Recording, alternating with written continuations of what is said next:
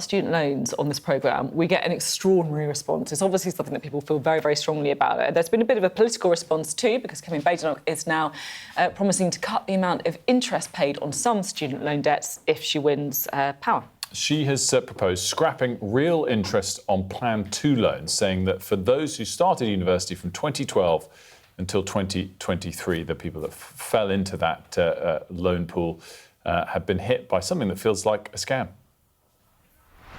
I graduated 6 years ago, and when I graduated, I had just shy of £43,000 of debt, and I checked yesterday and I've now got £57,000.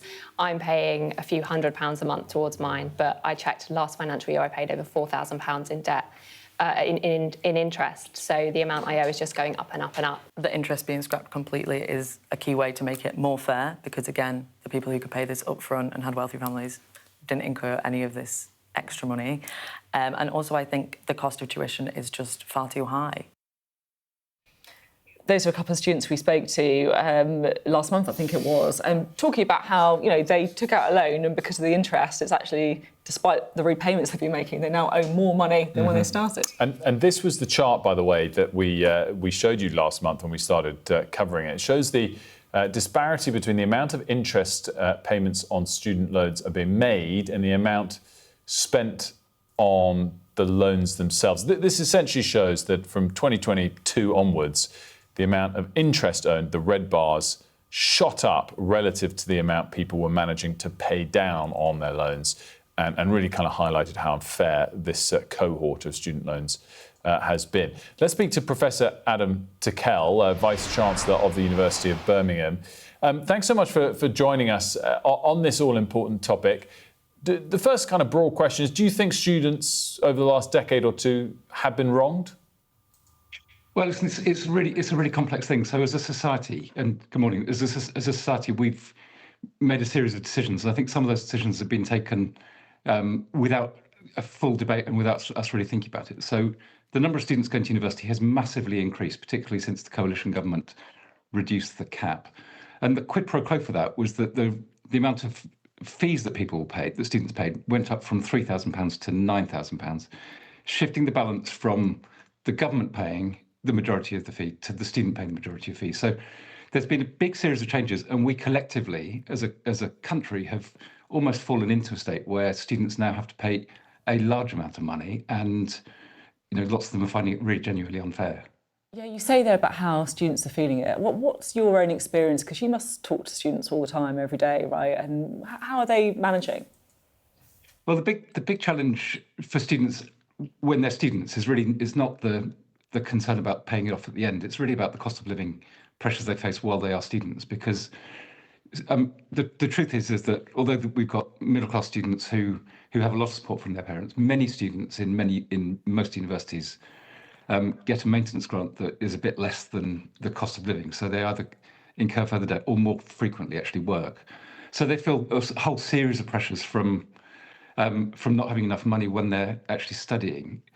The loan in many respects is a kind of graduate tax, and it's a very high graduate tax given that the threshold for repayment is so low. So the students we talk to are more concerned about actually paying the bills on a day-to-day basis than they are about their graduation. Professor, I guess that phrase graduate tax really lands when we look at the chart we just showed, the stories that we recounted.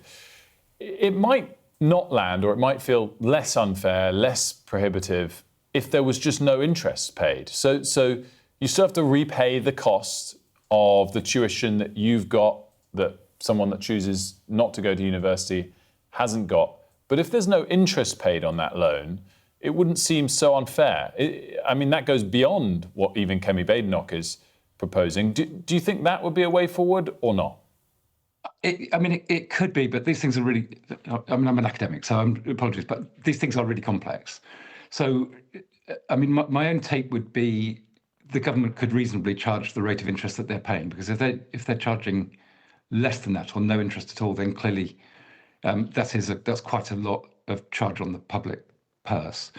But the bigger question is, there are so many students going to university that in some way we as a society probably need to think about what we want from university. So do we want as many universities? Do we want as many students? Do we want the current way of paying for it? Do we want, as we do in the UK, universities to provide mental health support, career support, accommodation, and so on? Because if you go to France or Germany, then universities just provide education. I'm really interested and in it's cheaper that. for that reason. I'm interested in that final point that you just made there about what we want from universities. The Conservatives are saying as part of their plan as well that we need to be seriously thinking about reducing the number of courses, and that you can tell which courses at which institutions effectively don't help people get jobs at the end of the day, like they're not value for money in that sense.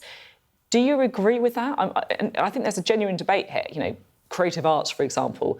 Should we be funding creative arts if it means that people will struggle to get jobs later in life? Or actually, as a country, do we need to value things like creative arts despite that? What's your own view? So my view is that university isn't simply about getting a job. And there are all sorts of things about growing up that young people do when they go to university. But clearly, a lot of people do think of it as an investment. So it's not an unreasonable thing to think about whether some programmes are adding the value that people want. The thing that will surprise most of your viewers is that the fastest growing university over the last decade is a university called BPP, which most people will never have heard of, which is effectively a private equity backed university providing a very low cost to them education, but for the same kinds of things. And we don't know anything about that. We don't know what their graduate outcomes look like. We don't know what their entry rates look like, because they're not a university in the sense that most of the rest of us are. That's interesting. We should try and do a bit more on that. So. Very interesting. The kind of added question I had is how much you guys are struggling to provide the services you're struggling. I mean, you know, one of the other arguments always comes up is, should tuition fees be abolished or come down, and universities be forced to cut their costs as some of that process? Would you be able to compete in that regard? Because I guess you're also competing on the international stage. Well, speaking for my own university, yes, we can. But what's happened over the last decade and 15 years is there's been a real market grown in the university system. And so we've reached a state where now about 40% of universities in England are in deficit. And that's not a sustainable position. And it is a real problem, because we lose money teaching at home, teaching students from the UK. We lose money doing the research that we do. So we only make money through teaching international students. And that is not a long-term sustainable position. And clearly that plays into concerns about immigration and all sorts of things. So I do think it's time, 15 years since we last looked at it, to have a full and comprehensive look at the whole system. And that would be best if it was cross-party.